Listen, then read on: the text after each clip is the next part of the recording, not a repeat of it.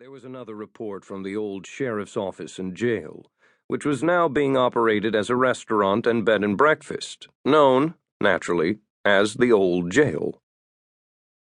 It was featured on all the haunted shows that continually played on cable stations.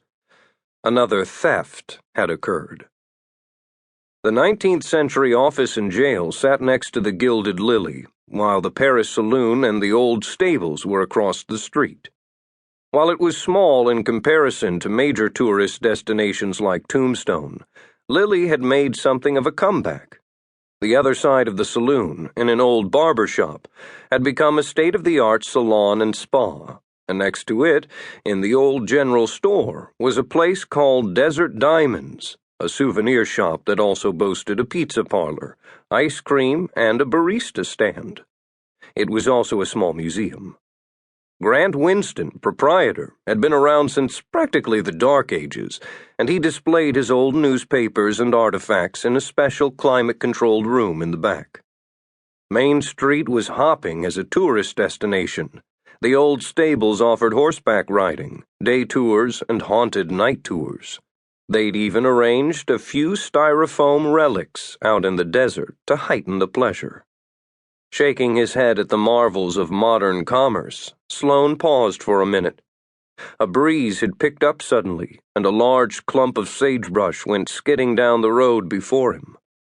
He was struck by the feeling that something was about to change, that dark forces were coming to life in Lily, Arizona. He couldn't help grinning at his ridiculous feeling that the sudden chill in the air and the sweep of sagebrush could be a forewarning of some kind of evil.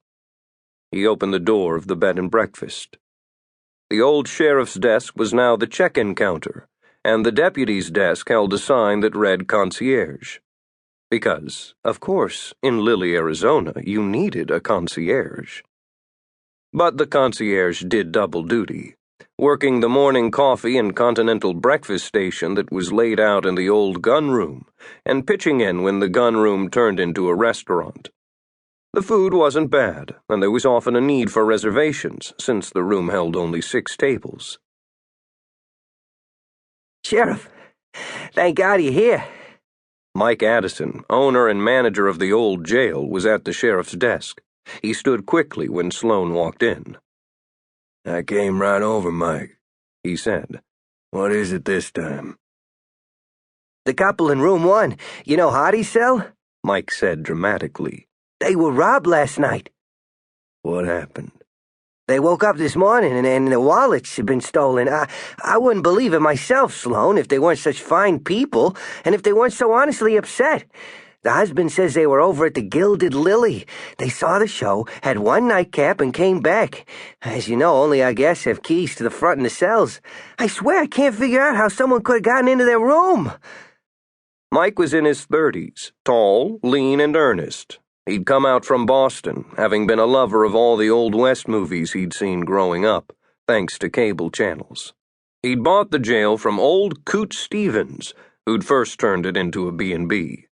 Mike had worked hard to maintain its historic aspects and make it a nice place to stay.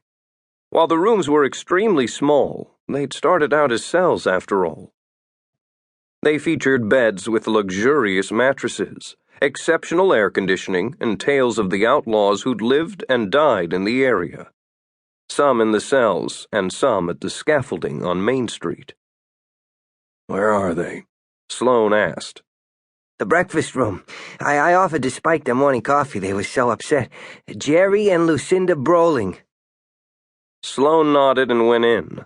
The walls were covered with various weapons and rifles dating from the early 1800s to the 1960s. The tables were stained wood, which gave the place atmosphere and was easy to clean. The young couple in question certainly looked dejected enough as they sat at the table, heads bowed and shoulders slumped. They appeared to be in their late 20s. Jerry Broling glanced up with hope in his eyes as Sloan entered. "It's the sheriff, honey. He'll do something. Everything'll be fine, you'll see," he said. Lucinda, a blonde with cornflower blue eyes, smiled tremulously. She'd been crying.